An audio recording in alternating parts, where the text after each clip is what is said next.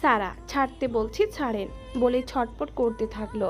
তবুও শুভ্রর থেকে মুক্তি মিলল না। শুভ্র, আগে বলো মাফ করছো, রেগে নেই। সারা, আচ্ছা ছাড়েন এবার। শুভ্র, কি আচ্ছা, রাগ কমেছে পিচ্চি পাখি? সারা, আমারে পিচ্চি বলবেন না, আর আমি পিচ্চি না। শুভ্র, তুমি আমার পিচ্চি পাখি, আর আমি বলবো না তো কে বলবে? সারা আর কিছু বলল না। শুভ্র হাতের বাঁধন আলগা করে দিল।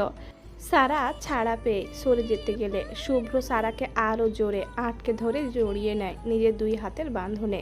শুভ্রের এহেন কাণ্ডে সারা কিছুটা ভড়কে যায়। শুভ্র সারার কানের কাছে মুখ নিয়ে গিয়ে ফিসফিস করে বলে ওঠে। শুভ্র, জান, রাগ কমে না, চলো রাগ কমাই একটু। যে কারণে রাগ করলে সেই কারণে রাগ ভাঙাবো। শুভ্র নেশালো কণ্ঠে এমন কথা শুনে সারার শিরদাঁড়া ঠান্ডা হয়ে যায়, পশমগুলো দাঁড়িয়ে যায়।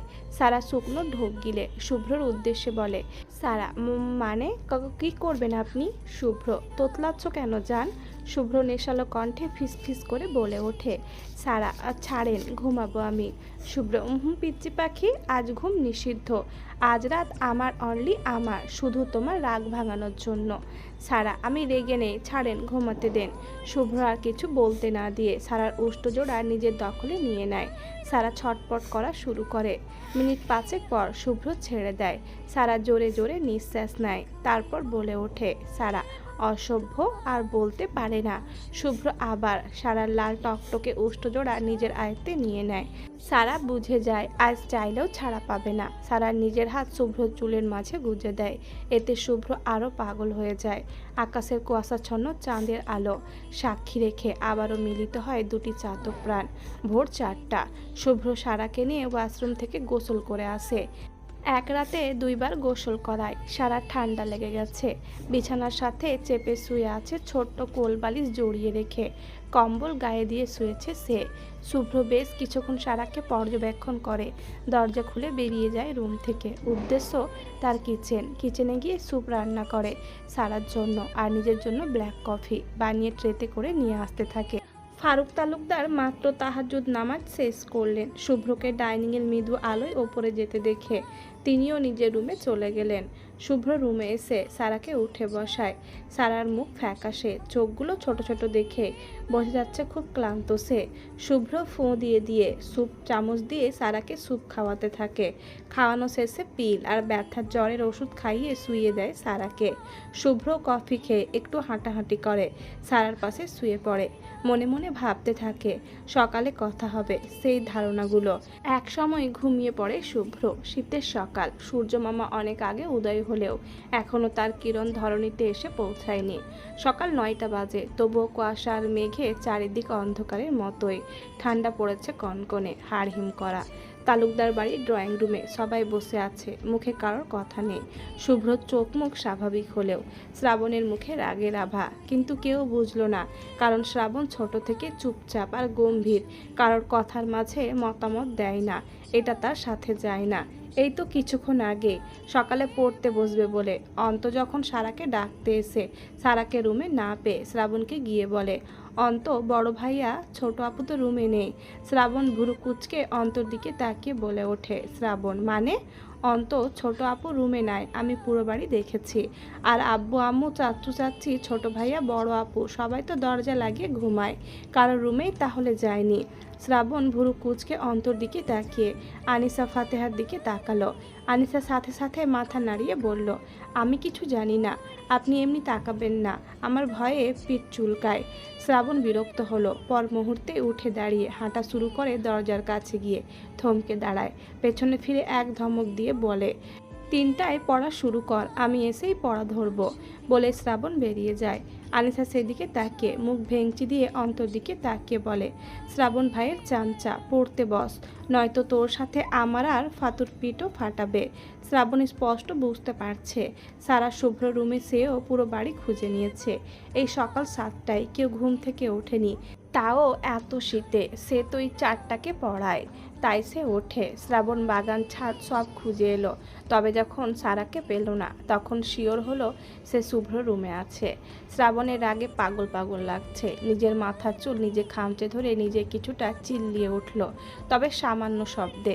সে জানে না কেন রাগ হচ্ছে তার, শুধুই এটা জানে সারাকে সে শ্রাবণ নিজের প্রতি নিজে বিরক্ত।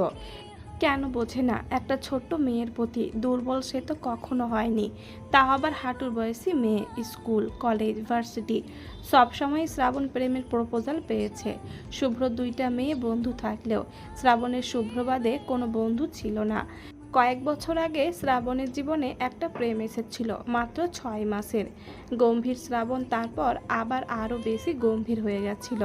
শ্রাবণ সেখান থেকে কোনো মেয়ের দিকে চোখ তুলে তাকায় না, কিন্তু সেদিন অফিস থেকে বাড়িতে এসে মেন গেট থেকে ঢুকতে একটা মেয়েকে পড়ে যেতে দেখে হঠাৎই দৌড়ে গিয়ে ধরে ফেলেছিল মেয়েটাকে।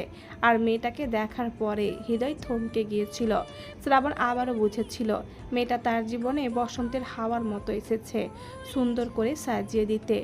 আর যখন সেদিন শ্রাবণ শুনল মেয়েটি আর কেউ না, শুভ্রর বউ, শ্রাবণের খুব রাগ হয়েছিল। কারণ শুভ্র হাসি খুশি বলে সে এত সুন্দর মেয়েকে বিয়ে করবে, আবার ভাবি বলতে হবে। কিন্তু যখন শুনল এটাই শুভ্র চুক্তিতে বিয়ে করা বউ, তখনই তার মন লাফিয়ে উঠেছিল এক শয়তানি বুদ্ধিতে। শ্রাবণ এক মুহূর্ত দেরি না করে তার বড় মামাকে সব কিছু খুলে বলে। তারপরেই শুভ্রকে ডেকে নিয়ে বেরিয়ে যায়। আর তার মামা মানে শুভ্রর বাবা। যা যা বলেছে তার মামা তাই তাই করেছে সারার কথা ভেবে। কিন্তু ফারুক তালুকদার শ্রাবণের বুদ্ধি বুঝে নাই। শ্রাবণ সবসময় সারাকে শুভ্র থেকে আলাদা করে রাখতে চেয়েছে। শ্রাবণ জানে না কেন সবসময় শুভ্রর পছন্দের জিনিসটাই কেন তার পছন্দ হয়। কিন্তু শুভ্র যখন বলেছিল সে সারাকে ভালোবাসে না, শুধুই চুক্তির জন্যই আছে, তখন শ্রাবণ ভেবে নিয়েছিল এবার সারাকে সে পাবে। কারণ সবসময় সে শুভ্রর খুশির জন্যই তার পছন্দ ছেড়ে দিয়েছে। এবার সারাকে সে নিজের পছন্দ হিসেবে কেড়ে নিবে। ফারুক তালুকদারের কর্কশ কণ্ঠে সবাই তার দিকে তাকায়। ফারুক তালুকদার আনিসের দিকে তাকিয়ে আবার শুভ্র শ্রাবণের দিকে তাকায়। তারপর সারার দিকে তাকিয়ে বলে ওঠে, শুভ্র, সকাল সকাল সবাইকে এখানে ডাকার মানে কি? শুভ্র এবার গলা ঝেড়ে বলে ওঠে, আব্বু, আমি কিছু দরকারি কথা বলতে চাই। বলবো? ফারুক তালুকদার কর্কশ কণ্ঠে বলে ওঠে, বলতে পারো। ফারুক তালুকদারের অনুমতি পেয়ে শুভ্র বলে ওঠে, শুভ্র, আব্বু, আমি চাই সারা আর অরু আমার কাছে থাক। আমি চাই না ওরা দুজন আমার থেকে দূরে থাক। শুভ্রর কথা শুনে সবাই চোখ বড় বড় করে তাকায় তার দিকে। ফারুক তালুকদার বলে ওঠে, ফারুক তালুকদার মানে কি? শুভ্র, মানে আমি আমার স্ত্রী সিদ্রাতুল সারা তালুকদার আর আমার মেয়ে অরুকে নিয়ে থাকতে চাই। আমি তোমাদের সব কথা শুনি, তবে সরি আব্বু, আমি সারা আর অরুকে আলাদা করতে পারবো না। সারা দিন দিন মন মরা হয়ে যাচ্ছে, অরুকে ওর কাছে দিচ্ছ না, কেন এমন করছো? একদমে কথাগুলো বলে থামে শুভ্র। শুভ্রর কথা শুনে ফারুক তালুকদার মিসেস আনিতার দিকে তাকিয়ে গম্ভীর কণ্ঠে বলে ওঠে, ফারুক তালুকদার, কি শুনছি শুভ্রর মা? তুমি দাদুভাইকে সারা মামুনির কাছে দাও না কেন? মিসেস আনিতা, আসলে আমি সারার পড়াশোনার ক্ষতি যাতে না হয় তাই দিই না। মিসেস আনিতার কথা শুনে ফারুক তালুকদার শুভ্রর দিকে তাকিয়ে বলে ওঠে, ফারুক তালুকদার, শুভ্র, আমি যা একবার বলি সে কথাই নড়চড় হয় না, মাথায় রেখো। সারা আর অরু আলাদা থাকবে, যার সিদ্ধান্ত 4 বছর নিব। শুভ্র, তাহলে আমি সিদ্ধান্ত নিয়ে নিয়েছি আব্বু। সবাই শুভ্রর দিকে তাকায়। এদিকে শ্রাবণ মনে মনে খুশি, তার বড় মামা তার কথা অনুযায়ী কাজ করে চলছে। আনিস তালুকদার ঠান্ডা কণ্ঠে বলে ওঠে, কি সিদ্ধান্ত শুভ্র বাবা? শুভ্র, আমি অরু আর সারাকে নিয়ে আজকেই ঢাকা ব্যাক করব। আমি অরু আর সারাকে আলাদা করতে পারবো না, মাফ করে দাও। ফারুক তালুকদার, তোমার বলা শেষ? শুভ্র বেশ অবাক হলো তার বাবার ঠান্ডা কথার উত্তর শুনে। এদিকে শান্তা আর শ্রাবণের মনে চলছে অন্য কিছু। শান্তা কুটিল হেসে ওপরে শুভ্র রুমে চলে গেল। এদিকে শ্রাবণ বুঝে গেছে তার মামা এখন কি বলবে। শ্রাবণ ভাবতে লাগলো কিছুক্ষণ আগের কথা। শ্রাবণ সারাকে পুরো বাড়ি খুঁজে না পেয়ে যখন শুভ্র রুমের সামনে আসে, ঠিক তখনই শুভ্র রুমের দরজা খুলে দেয়। এতে শ্রাবণ একটু বোকা বনে যায়। তবুও নিজের গম্ভীরতা বজায় রেখে শ্রাবণকে দরজার সামনে দেখে শুভ্র অবাক হয়ে যায়। তারপর জিজ্ঞেস করে, শুভ্র, তুই এত সকালে এখানে কি করিস? শ্রাবণ, কি করি মানে? শুভ্র, না মানে আমার দরজার সামনে কি করিস? এবার শ্রাবণ একটা লম্বা দম নিয়ে বলে, শ্রাবণ, সারা বাড়ি খুঁজে সারাকে পেলাম না, তুই জানিস কোথায় ও? শুভ্র, ওরে কেন দরকার? শ্রাবণ, সকালে পড়বে তাই। শুভ্র, ওর শরীর ভালো না, আজ পড়বে না, ও আমার রুমে। শ্রাবণ অবাক হয়ে জিজ্ঞেস করে, শ্রাবণ বেশ কিছুটা অবাক হয়ে জিজ্ঞেস করে, কি হয়েছে সারার? শুভ্র প্রতি উত্তরে কিছু না বলে শুধু বলে, জ্বর আর ঠান্ডা লাগছে। এই শীতের মধ্যে কিছু গায়ে না দিয়ে বাইরে দাঁড়িয়ে থাকলে আর কি হবে? শুভ্রর কথা শুনে শ্রাবণ ভুরু কুঁচকে বলে, কিছু গায়ে না দিয়ে মানে? শুভ্র থতমত খেয়ে যায় এমন প্রশ্নে, তাও ঠান্ডা মাথায় বলে, কাল বারান্দায় বসেছিল, কোনো জ্যাকেট চাদর কিচ্ছু নেয়নি। শ্রাবণ চোখ ছোট ছোট করে বলে, তুই কিভাবে জানলি? আর সারা তোর রুমে কেন? শুভ্র এবার বিরক্ত হলো, তাও কিছু বলল না, শুধু বলল, আমার বউ আমার রুমে থাকবে না তো তোর রুমে থাকবে গাধা? বলে শুভ্র চলে গেল রুমে। এদিকে শ্রাবণ রাগে ফেটে পড়ছে, চোখগুলো মুহূর্তেই রক্তিম আভা ধারণ করলো। শ্রাবণ আর কিছু না বলে নিজের রুমে চলে গেল। বর্তমানে ফারুক তালুকদারের কথা শুনে শ্রাবণ রেগে উঠে চলে যায় ড্রয়িং রুম থেকে। সে কল্পনা করে নাই তার মামা তার আশায় এমনভাবে পানি ঢেলে দিবে। সে ভেবেছিল অন্তত সারা আর অরুকে আলাদা করতে পারবে, কিন্তু না, পারল না। মামার ছেলে হারানোর ভয়ে একসাথে থাকার পারমিশন দিয়ে দিয়েছে। শ্রাবণ জানে শুভ্র সারার সাথে কোনো খারাপ কিছু করবে না, এটা তার বিশ্বাস, কারণ শুভ্র এমন না। কিন্তু সারা আর শুভ্রকে একসাথে থাকার কথা শুনে মাথা গরম হয়ে গেছে শ্রাবণের। শ্রাবণ বুঝতে পেরেছে শুভ্র সারাকে ভালোবাসতে শুরু করেছে, কিন্তু সারা তো ছোট, আর সে শুধু শ্রাবণের। এই তো কিছুক্ষণ আগে তার মামা বলল শুভ্রকে উদ্দেশ্য করে, ফারুক তালুকদার, শুভ্র তোমার কথা কি শেষ? শুভ্র, মানে? ফারুক তালুকদার মানে হলো, আর কি কিছু বলবা তুমি? শুভ্র, না আব্বু। ফারুক তালুকদার এবার সারার দিকে তাকিয়ে বলল, সারা মামনি, তুমি কি চাও? শুভ্রর সাথে থাকবা নাকি না? তোমার কথায় আমি সিদ্ধান্ত নিব। এদিকে সারা লজ্জায় মাটি ফাঁক করে দিতে ইচ্ছে করছে। এত মানুষের সামনে কিভাবে বলবে সে শুভ্রর সাথে থাকতে চায়? সারাকে চুপ থাকতে দেখে শ্রাবণ মহা খুশি। সে জানে সারা সবার সামনে কিছু বলবে না, মেয়েটা একটু বেশি লাজুক। সারাকে চুপ থাকতে দেখে ফারুক তালুকদার আবার বলে ওঠে, কি হলো মামনি, বলো। এবার শুভ্র বলে ওঠে, শুভ্র, মাফ করে দিও আব্বু আমাকে। সারা কি বলবে না বলবে সেটা আমার জানার দরকার না, আমার সারাকে লাগবে, সাথে অরুকেও। আর সারা অরুর আম্মু হয়েই এই বাড়িতে থাকবে। ওর মতামত আমি চাইনি, ওর প্রতি এটা আমার অধিকার। ও মারলেও হ্যাঁ, আর না মারলেও হ্যাঁ, আমার সাথেই এক রুমে থাকা লাগবে। ফারুক তালুকদার, কি নির্লজ্জের মতো কথা বলছো শুভ্র তুমি? বেশ রেগে কথাটি বলে ওঠে শুভ্র।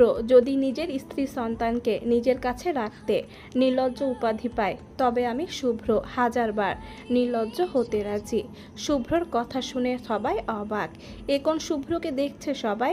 শুভ্র তো কখনো কারো মুখের ওপর কথা বলেনি, তাহলে আজ কিভাবে কি হচ্ছে? শ্রাবণ কিছু বলতে উদ্যত হলে ফারুক তালুকদার হাতের ইশারায় তাকে থামিয়ে দেয়। ফারুক তালুকদার মনে করে শ্রাবণ সারাকে নিজের বোন মনে করে, তাই শুভ্র থেকে আলাদা করতে চায়। বয়স অল্প যেহেতু, তাই তিনিও শ্রাবণের কথা শুনেন। কিন্তু আজ শুভ্রর ব্যবহারে যতটুকু না অবাক হয়েছে, তার চেয়ে বেশি মনে মনে খুশি হয়েছে। ফারুক তালুকদার বেশ গম্ভীর কণ্ঠে বলে ওঠে, ফারুক তালুকদার, শুভ্রর মা, ওদের ব্যাগ গুছিয়ে দাও, ওরা চলে যাবে এখান থেকে।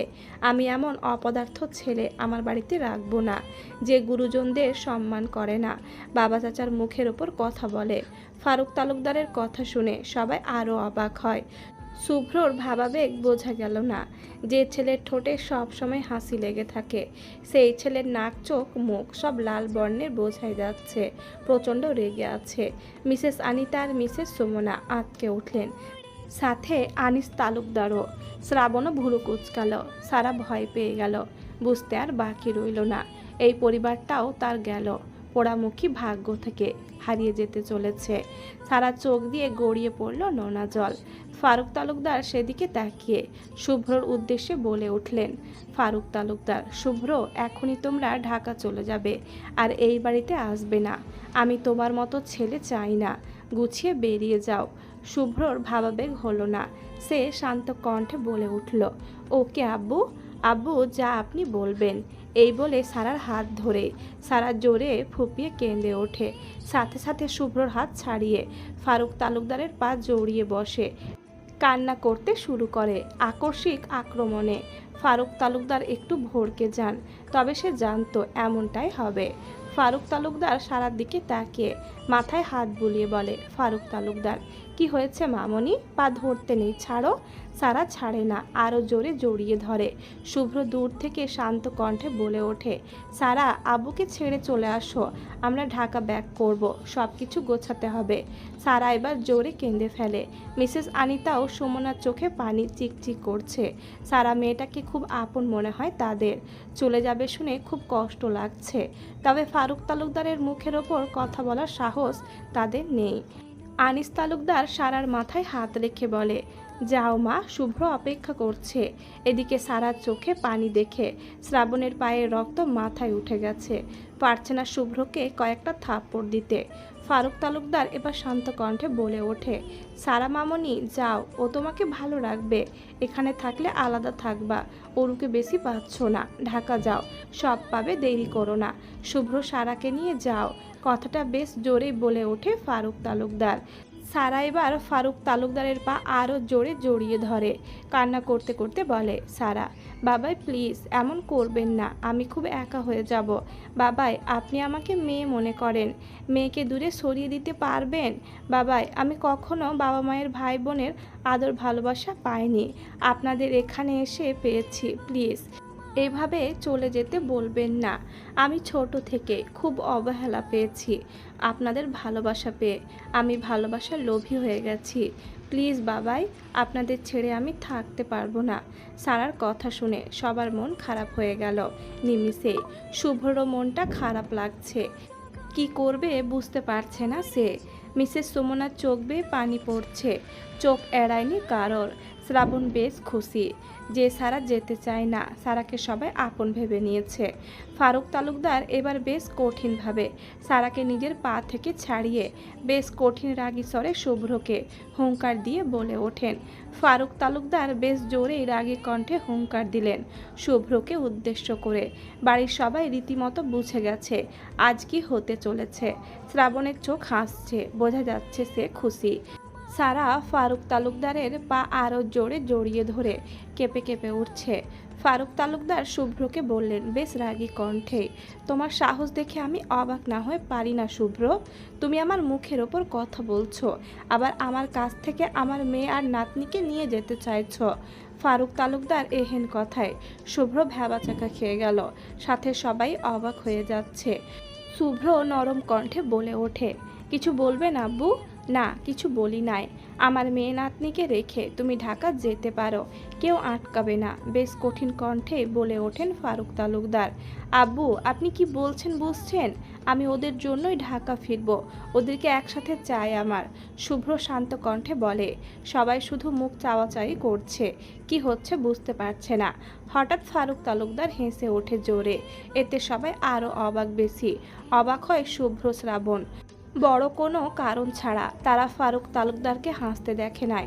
ফারুক তালুকদার হেসে সারাকে পা থেকে ছাড়িয়ে নিজের পাশে বসায়, তারপর হেসে শুভ্রকে বলে, আমি কখনো আশা করি নাই আমার ছেলে এতটা ভালোবাসবে এই ছোট্ট মেয়েকে, আর আমি এটাই চেয়েছি সব সময়।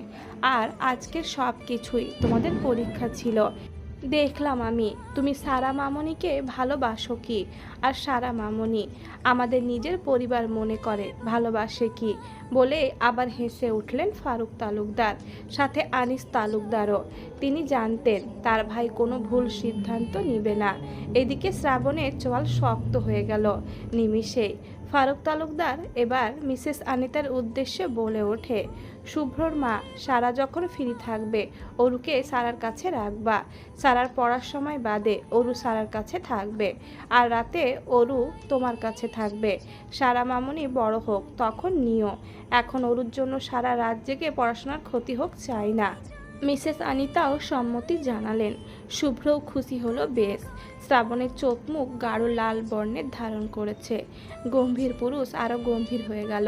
শ্রাবণ বেশ আশা নিয়েই ফারুক তালুকদারকে বলে ওঠে, শ্রাবণ, তাহলে কি সারা আর শুভ্র একসাথে থাকবে মামা? শ্রাবণের কথায় সবাই বেশ চমকায়। এতক্ষণ পর শ্রাবণ মুখ ফুটে কিছু বলল। শুভ্র ভুরু কুঁচকে শ্রাবণের দিকে তাকালো। শ্রাবণ জানে তার মামা শুভ্র আর সারাকে একসাথে এখন থাকতে দিবে না, কিন্তু তার আশায় 2 বালতি পানি ঢেলে দিয়ে ফারুক তালুকদার বলে ওঠে, শুভ্র সারা সব জিনিস তোমার রুমে নিয়ে যাও, নিজের রুম থেকে। আজ থেকে সে তোমার কাছেই থাকবে, তবে একটা শর্ত। এবার শ্রাবণ রেগে যায় খুব। 1 সেকেন্ডও দেরি না করে ফটাফট করে ত্যাগ করে ড্রয়িং রুম। তার শরীর রাগে জ্বলে যাচ্ছে। কেউ বুঝলো না শ্রাবণের রাগের কারণ। শুভ্র বেশ অবাক, তার ভাইয়ের আবার কি হলো। শুভ্র কিছু না বলে ফারুক তালুকদারের উদ্দেশ্যে বলে ওঠে, কি শর্ত আব্বু? ফারুক তালুকদার বেশ কিছুক্ষণ চুপ থেকে সবার উদ্দেশ্যে বলে ওঠে, সারা ছোট, সংসার জীবন ওর জন্য না, ও বাড়ির কোনো কাজও হাত দেবে না। আনিসা, ফাতেহা, সারা, শান্তা, এরা 4 জন আমার মেয়ের মতোই থাকবে। আর শুভ্র, আমি চাই সারার পড়াশোনার কোনো ক্ষতি যেন তোমার জন্য না হয়। বলে উঠে চলে গেলেন ফারুক তালুকদার। সাথে পিছে পিছে গেল আনিস তালুকদার। শুভ্র বেশ বুঝলো তার বাবা কী ইঙ্গিত করেছে, তাও কিছু না বলে যে যার কাজে চলে গেল। সারাকে নিয়ে শুভ্র রুমে চলে এলো। অরু এখন ঘুমাচ্ছে, তাই আর তাকে নিয়ে এলো না। পড়ন্ত দুপুর, সূর্য মাঝ আকাশে, শীতের সূর্যের তাপ মিষ্টি। কলেজ থেকে বেরিয়ে ফুটপাত দিয়ে হেঁটে চলেছে ফাতেহা। ঠিক তার পাশেই বাইক নিয়ে অল্প অল্প করে আগাচ্ছে, আর পর্যায়ে ক্রমে সরি বলে যাচ্ছে একটা ছেলে। ফাতেহার মুখ দেখে বোঝা যাচ্ছে সে খুব বিরক্ত। ফাতেহা হাঁটার গতি বাড়ালো। ছেলেটি বাইকটা এক সাইডে রেখে ফাতেহার পিছু ধরল। এক চিকন গলির সামনে আসতে ছেলেটি ফাতেহার ধরে টেনে গলির ভেতরে ঢুকিয়ে ফাতেহাকে দেয়ালের সাথে চেপে ধরে বেশ কঠিন স্বরে বলে ওঠে, সমস্যা কি তোমার? বললাম না ভুল হয়ে গেছে, জ্যাম ছিল ইয়ার, বোঝো না কেন? জ্যাম ছিল তাহলে একটা মেয়েকে নিয়ে কফি শপে কে বসেছিল? মিস্টার রেহান মোল্লা। এবার রেহান শান্ত কণ্ঠে বলল, ও আমার কাজিন, আমার থেকে 5 বছরের বড়, আমার আপন চাচাতো বোন। বিশ্বাস করো। তাহলে জ্যামের নাটক করলেন কেন আপনি? রেহানের এবার নিজের মাথার চুল নিজের ছিঁড়তে ইচ্ছে করছে। এ মেয়ে এত প্যাঁচায় কেন? রেহান কয়েক মাস হলো বিদেশ থেকে পড়াশোনা শেষ করে এসেছে। সেখানে সে চাকরিও করে, বিয়ে করে সেখানে সেটেল হবে রেহানের সাথে। ফেসবুকে পরিচয় আরও 7 মাস আগে থেকেই। ধীরে ধীরে কথা বলতে বলতে এক বন্ধুত্ব তৈরি হয়। তারপর এক সময় তাদের বন্ধুত্ব প্রেমে পরিণত হয়েছে। কিন্তু রেহান ফাতেহার মন বুঝছে না, কারণ রেহানের জীবনে প্রথম নারী ফাতেহা। সে প্রণয়ের শিকল দ্বারা আবদ্ধ করেছে রেহানকে। রেহানকে চুপ থাকতে দেখে ফাতেহা বলে ওঠে, ফাতেহা, কি ব্যাপার? কি ভাবছেন? কিভাবে টুপি পরাবেন? আপনার সাথে কথা নেই আমার, সরেন এখান থেকে। রেহান, আরে বোঝো তো, ও আমার বোন, ও বিবাহিত। আচ্ছা চলো দেখা করায়, হবু ননদের লোকে দেখা করবা চলো। ফাতেহা, না লাগবে না, সরেন, বাসায় যাব। ভাইয়া আব্বু চিন্তা করবে। রেহান, কেউ চিন্তা করবে না, তুমি চলো, বাইকে বসো, আমি দেখা করিয়ে আনি। আমি চাই না তুমি আমাকে এইসব কারণে সন্দেহ করো। ফাতেহা, ছাড়েন আমায়। রেহান ফাতেহাকে একদম নিজের সাথে মিশিয়ে ফেলে। রেহানের নিঃশ্বাস ফাতেহার মুখে আছড়ে পড়ছে। ফাতেহা চোখ বন্ধ করে শুকনো ঢোক গিলল। ফাতেহা কাঁপা কাঁপা কণ্ঠে বলে উঠল, ফাতেহা, কি করছেন? সরেন রাস্তার পাশে। রেহান মুচকি হাসি দিয়ে ফাতেহার মুখে ফু দিল। ফাতেহা কেঁপে উঠল। তারপর রেহান ফাতেহার চুলে লেগে থাকা ময়লাগুলো তুলে ফেলে দিয়ে কানের কাছে ফিস ফিস করে বলল, ফাতু বেবি, এখনই এত কিছু ভাবিও না, আমি হালালভাবে তোমাকে চাই। বলেই দূরে সরে দাঁড়ালো। ফাতেহার লজ্জায় মাথা কাটা যাচ্ছে। ও তো উল্টাপাল্টা ভাবা শুরু করেছিল। ফাতেহার ভাবনার মাঝে রেহান ডেকে ওঠে, ফাতেহা, রিস্কা আসছে, তাড়াতাড়ি আসো। রেহানের কথা শুনে ফাতেহা গলির সাইড থেকে চলে এসে রিস্কায় চেপে বসে। রেহান ভাড়া দিয়ে দেয় রিস্কাওয়ালাকে। রিস্কা চলতে শুরু করে। ফাতেহা লজ্জায় আর রেহানের দিকে তাকাতে পারে না। রেহানও বুঝে যায় তার লজ্জাবতী লজ্জা পেয়েছে। রেহানের চোখের সামনে থেকে রিস্কাটা ধীরে ধীরে ঝাপসা হয়ে গেল। সেও বাইকে উঠে চলে যায় নিজ গন্তব্যে। সারা শুভ্রর সাথে বসে আছে রুমে। সামনে তার মামাবাড়ি থেকে দিয়ে দেওয়া সেই ব্যাগ দুটো। এতদিন খুলে দেখে নাই কি কি দিয়েছে। সে জানে সব বাদ দেওয়া জিনিসই দিয়েছে, তবুও নিজের ছোটবেলার স্মৃতি আঁকড়ে রাখার জন্য ব্যাগ দুটো খুলছে। শুভ্র চেয়েছিল ফেলে দিতে, তবে সারা ফেলে নাই। প্রথম ব্যাগটা খুব সাবধানে সারা খুলল। খুলতেই বেশ অবাক হলো। শুভ্র পাশ থেকে অবাক হয়ে জিজ্ঞেস করলো, এটা কি?